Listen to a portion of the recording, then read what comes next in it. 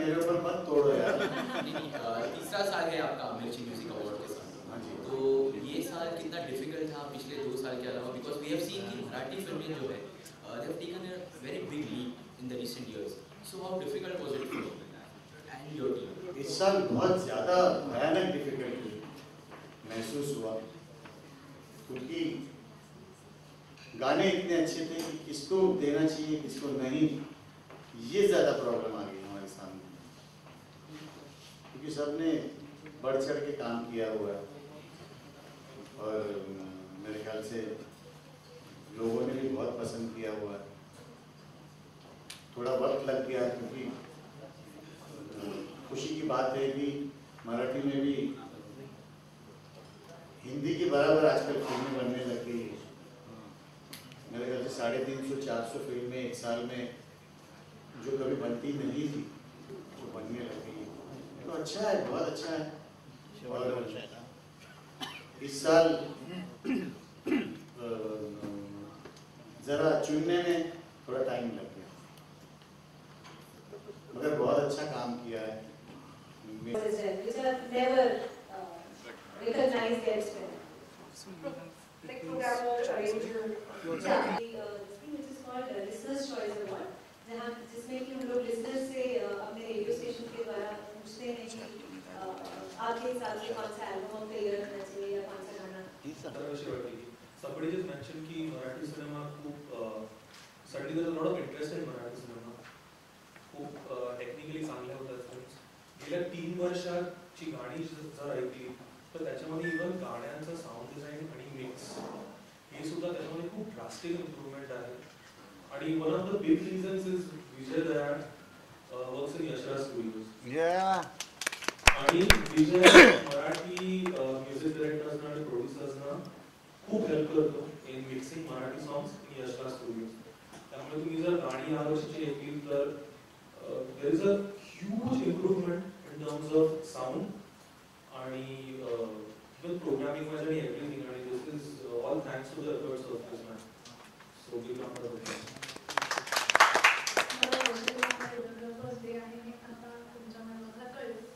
सगळ्या कोरिओग्राफर्सना त्या निमित्ताने कॉंग्रॅच्युलेशन्स। आणि बऱ्याचदा असं होतं की गाणी मुळात चांगली असतात किंवा स्क्रीनवर खूप छान पद्धतीने जेन्युइनली कोरिओग्राफ केली जातात, तेव्हा ती अधिक चांगली दिसते।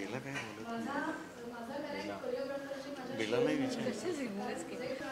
त्या गाण्याला न्याय देतो तेव्हा ते गाणी कुठल्या कुठे जातात, हे निश्चित आहे। काही गोष्टी नव्हत्या आणि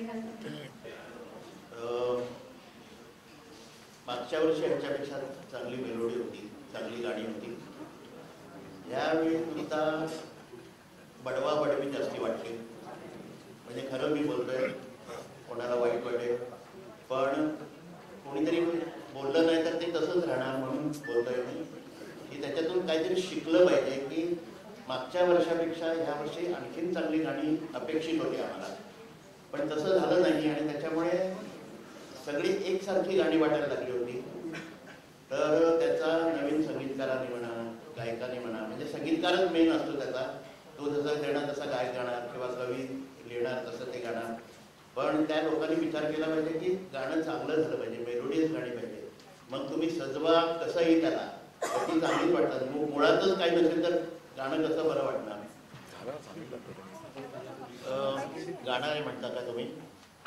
सगळे गायक सगळे संगीतकार पण सगळे आता बोललो मी म्हणा, पण परत सांगतो की काय झालं, आता इलेक्ट्रॉनिक वाद्य आली आहे, सगळं कॉम्प्युटर आल्यामुळे ते मेहनत घ्यावी लागते, म्हणजे संगीतासाठी किंवा अभ्यास असतो तो कुठेतरी कमी पडतो असं वाटतं।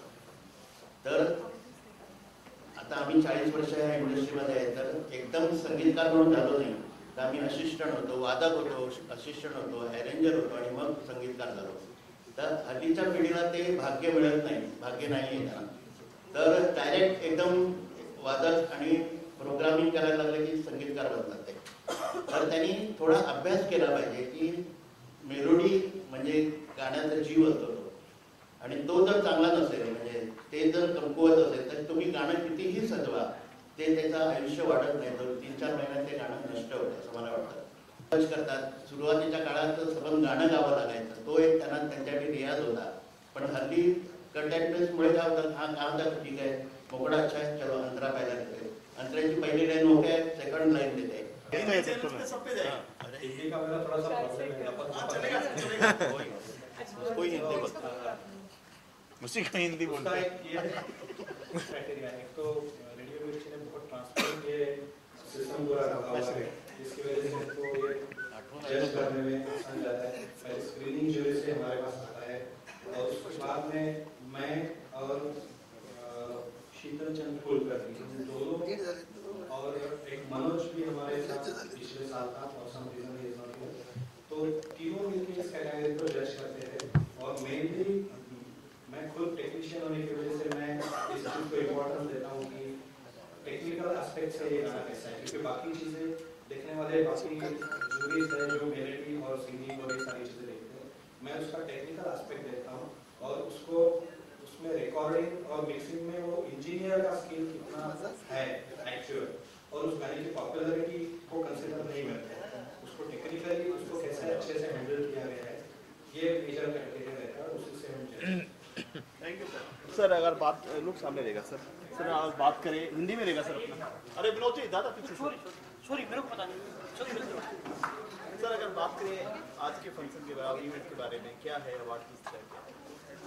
ये हर साल रेडियो मिर्ची मराठी में अवार्ड दे रहे हैं. ये खाली म्यूजिकल अवार्ड है, जिसमें म्यूज़िक फील्ड के जितनी भी टहनियाँ हैं उनको सबको अवार्ड मिलता है. जैसे लिरिसिस्ट है, सिंगर है, म्यूज़िक डायरेक्टर है, अरेंजर है. तो स्पेशली म्यूज़िक का ही ये अवार्ड है, जिसके लिए बहुत ज़्यादा खुशी है कि म्यूज़िक को इम्पोर्टेंस है इस अवार्ड में. सर मराठी का ये तीसरा साल है मराठी अवार्ड का, इसमें कितने लोग जुड़े हैं और कितना एक्सपोजर मिलता है एक कलाकार? मेरे ख्याल से हम जूरी में तो 15-20 जने हैं और सारे ही बहुत पॉपुलर लोग हैं, बहुत अच्छा काम करने वाले हमारे संगीतकार हैं, लिरिक्स राइटर हैं, टेक्नीशियंस हैं. और बहुत अच्छी बात है, हौसला अफजाई हो जाती है सारे आर्टिस्टों की. अभी तो इंतज़ार होता है कि रेडियो मिर्ची अवार्ड कब होगा. बात करें कितने जूरी में कितने मेंबर हैं आप, क्या चीज़ें देख के इसको सिलेक्ट करते हैं आप? नहीं, गाना किस तरह गाया गया है, गाना किस तरह कंपोज किया गया है, गाना किस तरह लिखा गया है, साउंड का क्या उन्होंने किस तरह डिज़ाइन किया हुआ है, उसको कैसे रिकॉर्ड किया गया है, ये सब इसमें आ जाते हैं सब अवार्ड्स. आजकल के जो गाने हैं सुर संगीत को बिल्कुल हट के सुर से हट के रहते हैं गाने, चाहे मुन्नी बदनाम हो या कोई भी गाने हैं, तो ऐसा अगर गाना कितना मुश्किल होता है आपके लिए जज करना? नहीं, मुश्किल तो कुछ नहीं होता है, और जो लोगों को पसंद है वो हमारे संगीतकार गाने देते हैं, तो बहुत अच्छी बात है. ये रैपो चलता रहना चाहिए. इसका अवार्ड फंक्शन है 18 जनवरी को पूना में, बालेवाड़ी स्टेडियम में. इसके साथ कुछ हिंदी टाइप भी रहेगा, हिंदी गानों बॉलीवुड मराठी के साथ साथ? हमको लगता है कि अगर ज़्यादातर मराठी ही क्योंकि मराठी अवार्ड है तो मराठी गाने ही ज़्यादा हों. मगर इस साल हमारे प्रोड्यूसरों ने हिंदी के गाने काफ़ी लिए हुए हैं, हिंदी में लिखे हुए. तो जो भी जिसको भी अवार्ड मिलेगा, अगर वो हिंदी गाना होगा तो हिंदी में गाएंगे वो. सर एक आखिरी सवाल है, जो कॉपीराइट की बात आती है, हाँ. बॉलीवुड के गाने के मराठी में भी ये चीज़ झेलनी पड़ रही है, कॉपीराइट की जो बात है म्यूजिक के बारे में, इसका क्या कहना चाहिए? हम एक जैसे ही दुखी है, मराठी भी और हिंदी भी. और अभी तो नया कायदा कोई पारित हुआ है कि सिंगर्स को जिस प्रोग्राम में भी जो भी गाएगा उसको रॉयल्टी देनी पड़ेगी सिंगर्स की. तो ये अभी पारित हुआ है जो बहुत ही खुशी की बात है। इससे बड़ा खुशी का माहौल है हमारी इंडस्ट्री में। अपने फैंस को कुछ कहना चाहेंगे, सब मैसेज देना चाहेंगे, यंग जनरेशन को क्या मैसेज देना चाहेंगे? बस मेहनत करें, अच्छा रियाज करें, अच्छे गुरु के पास गाना बाकायदा सीखें और फिर इंडस्ट्री में आएँ। धन्यवाद। सामने देगा। बात करें आज के अवार्ड के बारे में, क्या कहना चाहेंगे? ये म्यूज़िक अवार्ड्स है रेडियो मिर्ची के और ये तीसरा साल है और मैं पहले 2 सालों में नहीं थी, इस बार मैं आ सकी और मुझे बहुत खुशी है।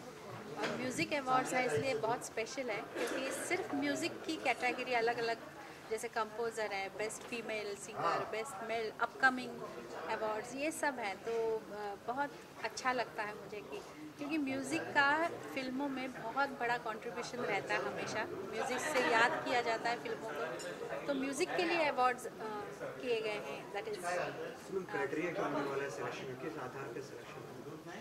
अलग अलग जो कैटेगरीज हैं, जैसे बेस्ट कंपोज़र, तो गाना किस तरह से कंपोज किया है या क्या मेलोडी है या किस तरह का अरेंजमेंट है या गाने के जो वर्ड्स हैं उसको किस तरह से जस्टिस दिया है, ये सब। अगर सिंगर है तो कितना अच्छा गाया है या उस गाने के भाव कितने सामने लाए हैं, ऐसे सब।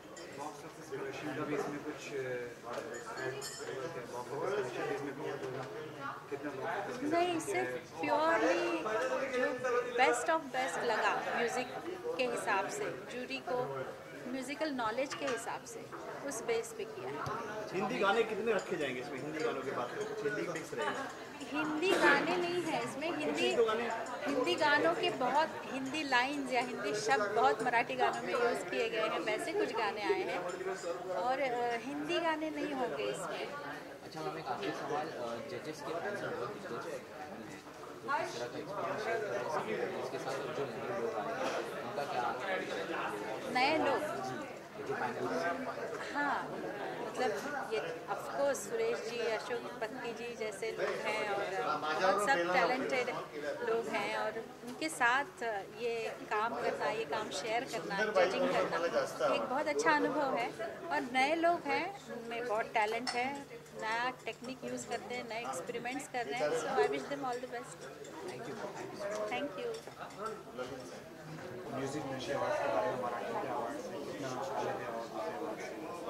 मैं बहुत खुश हूँ कि मैं आज यहाँ जूरी एज अ जूरी यहाँ पे बैठी हूँ और एक ऐसा अवार्ड फंक्शन जहाँ पे बहुत ट्रांसपेरेंसी है, बहुत सही तरीके से नॉमिनेशंस हुए हैं और उनको बहुत सही तरीके से मैक्सिमम केयर लेकर इस प्रोसेस को कंटिन्यू किया है इन लोगों ने और बहुत पॉजिटिव एटमॉस्फेयर है यहाँ पे। सो एक जो खुशी होती है कि जब सही चीज़ चुनी जाती है, बिकॉज काफ़ी सारे नॉमिनेशंस हैं, काफ़ी सारी एंट्रीज़ थी, मोर दैन 300 सॉन्ग्स हमने सुने। सो इतना सब जब कंटेंट होता है तो उसमें से सही तक पहुंचने की ये जो प्रोसेस है, अगर उस पर सही तरीके से ध्यान दिया जाए, सही तरीके से उसका एप्लीकेशन किया जाए, तो अपने आप हम सही विनर तक पहुंच पाते हैं। That I have realised through this process कि ये इतनी मेहनत ली जा रही है आज सभी को यहाँ पर बुला के एक बहुत अनडिस्प्यूटेड वे से इस प्रोसेस को कंप्लीट किया जाएगा आज। सो बहुत खुशी होगी जब जो भी चुना जाएगा वो रियली सबसे बेस्ट होगा, रियली सबसे डिज़र्विंग होगा, क्योंकि एज अ क्रिएटिव पर्सन हम में से हर एक को यही लगता है कि इतना इम्पॉर्टेंट अवार्ड, इतना ऐसा एक अवार्ड जो बहुत मायने रखता है हम सबके लिए, वो सही इंसान को मिले, सही क्रिएशन को मिले। सो रेडियो मिर्ची ने ये जो प्रोसेस आजमाई है, मैं उनको बहुत बहुत बधाई दूंगी और हर एक पॉइंट पे उन्होंने बतौर बहुत अच्छी तरीके से स्टडी किया हुआ है। हम में से भी जितने भी सजेशंस गए हैं, they always welcome that. So I admire their entire process and I appreciate कि मराठी म्यूज़िक के लिए इतना कुछ हो रहा है, इतना ध्यान दिया जा रहा है। तो एज एन आर्टिस्ट मुझे भी लगता है फिर कि अरे ओके, मेरे क्रिएशन को कोई सुनेगा, कोई जज करेगा, कोई मार्क्स देगा। सो अपने आप एक एज अ क्रिएटिव पर्सन मुझे भी एक नई उम्मीद मिल जाती है कि मैं कुछ और अच्छा करूं, पहले से कुछ बेहतर करूं, पहले से कुछ नया करूं। सारे जूरी मेंबर्स ऑलमोस्ट म्यूजिक के मास्टर्स हैं, सो कितना डिफिकल्ट होने वाला है, कितना इजी वाला सिलेक्शन? इतने सब हैं, लेकिन एक बात है कि जिस तरह से प्रोसेस इन्होंने रखी है, हर एक को अपना अपना जजमेंट वहाँ तक इंडिविजुअली पहुँचाने का बहुत अच्छा रास्ता रखा है। सो कोई भी ऐसा नहीं है कि nobody is overpowering. Suresh ji और Ashok ji they are main, वो हम सबके गुरु हैं, और जब वो सामने हैं एक अपने आप हमारे जजमेंट पे भी बंदूक रहती है कि मुझे सही तरीका अपनाना है, जेन्युइनली सब कुछ सुनकर सही आर्टिस्ट को सिलेक्ट करना है हमें। सो अपने आप हर एक की अपनी अपनी जो चॉइस है उसको इक्वल वहाँ तक हम पहुँच पा रहे हैं। Thank you.